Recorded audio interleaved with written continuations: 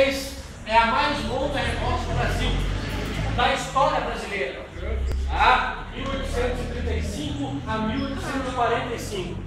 Ela é bem longa, automaticamente eu não tinha como falar rapidamente, como eu falei, por exemplo, de cabanagem ou da balaiada, que é mais curta mesmo, é mais simples de entender. Agora vamos entender definitivamente por que não existe revolução no Brasil e por que a Guerra dos Farrapos não pode ser considerada uma revolução.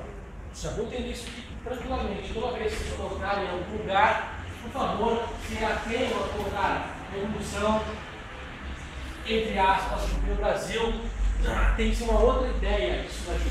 Vamos lá então. Motivos e objetivos. No Rio Grande do Sul, vocês sabem que a economia deles era a criação de gado e a produção de charque. O que é charque? Carne seca. Que nada mais é do que uma maneira de conservar o alimento. Hoje em dia a gente usa para fazer feijoada. A passagem é muito bom. Tranquilo. O maior produtor do Brasil, na época, de charque e criador de gado que existia no Brasil, era o Rio Grande do Sul. Quem fazia os grandes produtores foi os grandes estancieiros que existiam no país. Só um pouquinho. Cala a boca. O charque, gente, ele é vendido para várias províncias do Brasil. Várias. Principalmente São Paulo, Rio de Janeiro e Minas Gerais. Principalmente. E toda a região nordeste, como faz no quadro. Mas principalmente São Paulo, Rio de Janeiro e Minas Gerais. A questão é o seguinte, é que esses produtores aqui, eles vão ter alguns problemas com a concorrência que vai ocorrer do Uruguai e da Argentina. O que vocês têm que saber muito bem é o seguinte, que o mercado interno brasileiro é feito através da pecuária. Então todo o mercado interno do Brasil é mantido financeiramente através da pecuária que vinha do Rio Grande do Sul, por esses estancieiros. O mercado externo brasileiro é o açúcar e o café. Tá? Logo, logo, principalmente o café, a gente vai ter com a questão da política do café com leite, que a gente vai falar em aulas posteriores, quando falarmos das oligarquias cafeeiras. Então entendam isso. Financeiramente, quem mantém o mercado externo é o açúcar e o café. São os cafeicultores, caçadores de açúcar e assim por diante. O mercado interno brasileiro é feito através do charque e da pecuária, criação de gado. As duas. Tranquilo, fácil de entender isso aqui. Esses produtores aqui, os gaúchos, os estancieiros, eles vão começar a reclamar da concorrência que existe em Uruguai e Argentina. Por mais incrível que pareça, se você for pensar, se produz o charque aqui dentro, se tem pecuária aqui dentro, tecnicamente, internamente no Brasil, deveria ser mais barato. Deveria ser mais barato.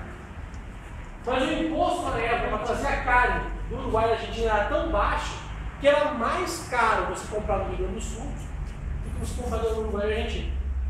Então, muitos estados brasileiros começaram a comprar o charque do Uruguai e da Argentina e pararam de comprar do Rio Grande do Sul, fazendo com que o mercado interno brasileiro caísse. Tranquilo. Outra coisa que eles vão começar a reclamar é das taxas que existiam, por exemplo, para você passar da carne com a carne, no caso, do Uruguai para o Brasil. Eles queriam eliminar todas as taxas que existiam, taxas alfandegárias que existiam entre o Uruguai e o Brasil. E acabar com esse tipo de coisa. Livre circulação da carne, livre circulação da pecuária brasileira. Então essas são as reivindicações, por exemplo, que os estancieiros do Rio Grande do Sul começaram a fazer com relação ao que estava ocorrendo dentro do Brasil. Aí começa aquele negócio, né? Revolução é uma ideia da população contra o governo. Aqui não tem população nenhuma. Aqui tem o quê? Grandes produtores, financeiros, que começam a reclamar do que estava ocorrendo em relação às taxas, em relação à concorrência do mercado interno. Tranquilo? Vamos lá. 1835. Quem começa a revolta em relação a isso aí é o que a gente chama de Bento Gonçalves, que cria uma milícia no Rio Grande do Sul, dos gaúchos, bem interessante, forma as tropas e invade Porto Alegre. Por esse motivo, por mais incrível que pareça. O motivo era esse. Ele invadiu Porto Alegre e as tropas de Porto Alegre, no caso imperiais, regenciais, não conseguiram conter as tropas farroupilhas. E eles conseguem dominar Porto Alegre. Em um ano, eles conseguiram estender isso por todo o Rio Grande do Sul, criando então a República Rio-Grandense, ou República do Piratini, que é essa república. Quer dizer, eles literalmente conseguiram dividir o Rio Grande do Sul do resto do Brasil, como eu tinha falado para vocês. Eles dominaram todo o Rio Grande do Sul, o Brasil ainda era uma regência, império ainda, e eles fizeram uma república nessa região do Rio Grande do Sul. Isso até 1836. Em 1839, eles expandiram mais ainda para Santa Catarina, na onde o Davi Canabarro e o Garibaldi, que eu tinha falado para vocês, na unificação da Itália, conseguiram dominar Santa Catarina e fazer a República Juliana, ou República Catarinense. Então, quase toda a parte sul do Brasil foi dominada nessa Guerra dos Farrapos. Eles tinham muitos apoios, principalmente dessa criatura aqui, que trouxe ideias de navios que vinham da Europa, que aqui no Brasil ainda não existia. Foi uma minissérie que passou. Isso, exatamente, que era com o Tiago Lacerda, isso, né? Que era o Garibaldi. Mostra muito bem toda essa parte aqui. Eu acho uma droga bobo, mas querendo ou não, em minissérie os caras são fodas. Fazem muito bem feito isso. Dá pra assistir, dá uma olhadinha na internet que tem umas partes que vocês conseguem olhar, vale a pena. Agora a pergunta é, como conter isso daqui? Os caras estão expandindo. Rio Grande do Sul, Santa Catarina, o próximo passo é no Paraná. A próxima ideia é no Paraná. Eles tinham que resolver isso de alguma maneira, para que não ocorresse uma separação do Sul do resto do Brasil, que era o mesmo objetivo, né, que começou a se estender. Tanto que, em 1942, começam as ações militares.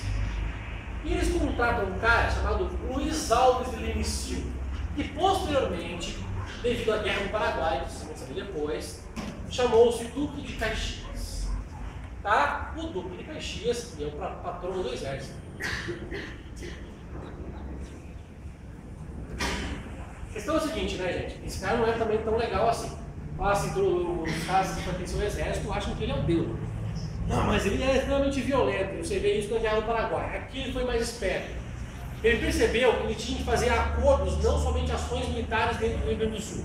E é isso que ele faz. A grande ideia é que, a partir de 1942, ele começa a fazer ações militares em vários pontos de Santa Catarina e Rio Grande do Sul, e também começa a fazer acordos com quem? Com os estancieiros, para acabar com essa revolta aqui. E é o que ele faz. Tanto que em 1945, a revolta dos farrapos, a revolução acaba com um acordo de paz entre o Duque de Caxias e o governo com os estancieiros. É bem simples de resolver. Eles só atenderam algumas coisas que os estancieiros pediram e acabou a situação e tudo voltou ao que era antes. Agora eu pergunto para vocês, por que não é uma revolução? Porque não teve participação popular, o povo não participou de nada. Tá? A população não se beneficiou com nada, não acabou com a miséria, não acabou com nada. Quem se beneficiou aqui, na verdade, foram os estancieiros, que conseguiram parcialmente o que pediram, resolveram o problema e tudo voltou ao que era antes. Então isso aqui é a Revolução Farroupilha ou Guerra dos Farrapos. Entenderam isso? Alguma dúvida? Tranquilo? Bom, finalizou.